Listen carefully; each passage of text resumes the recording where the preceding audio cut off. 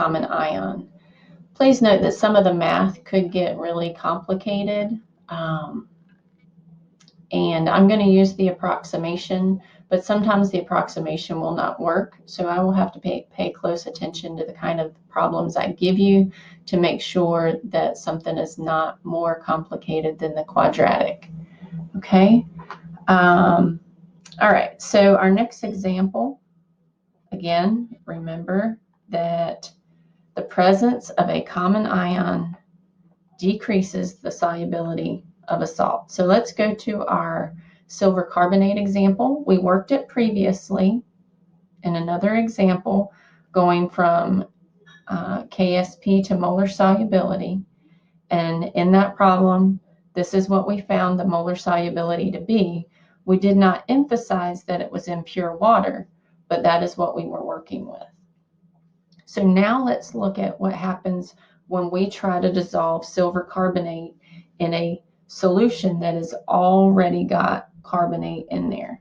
So we have 0.03 molar sodium carbonate. So this is going to break into 2 sodium ions and 1 carbonate ion. And since it's only 1 carbonate ion, we would have 0.03 molar. If for some reason it was 2 carbonate ions, then it would be 0.06 molar. So you have to pay a little bit of attention to the stoichiometry within the salt itself. All right, so we have our KSP and we have our expression, so we can start our ice. We have our solid. Start with 0 of the silver, but we do have 0.03 of the carbonate. We go in the forward direction, so plus 2x plus x.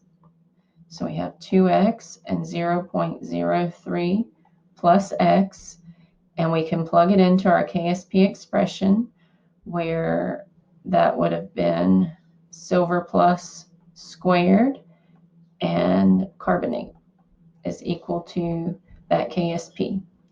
So we have 8.1 times 10 to the negative 12 equals 2x, remember to square it, times 0.03 plus x. All right, here's where the math could get complicated because you could end up with a term that is cubed. And we really don't need to go beyond that. But currently, I'm using the approximation, which again does not always work for solubility problems, but I'm going to neglect the x. And so I get 4x here, 4x squared times 0.03 will give me 0.12 x squared,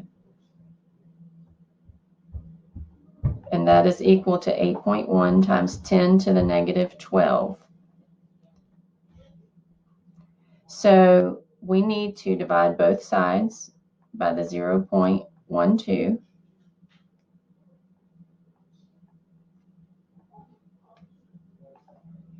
And so x squared is equal to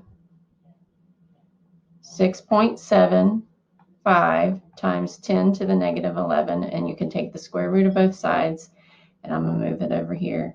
You get x is equal to 8.216 times 10 to the negative 6.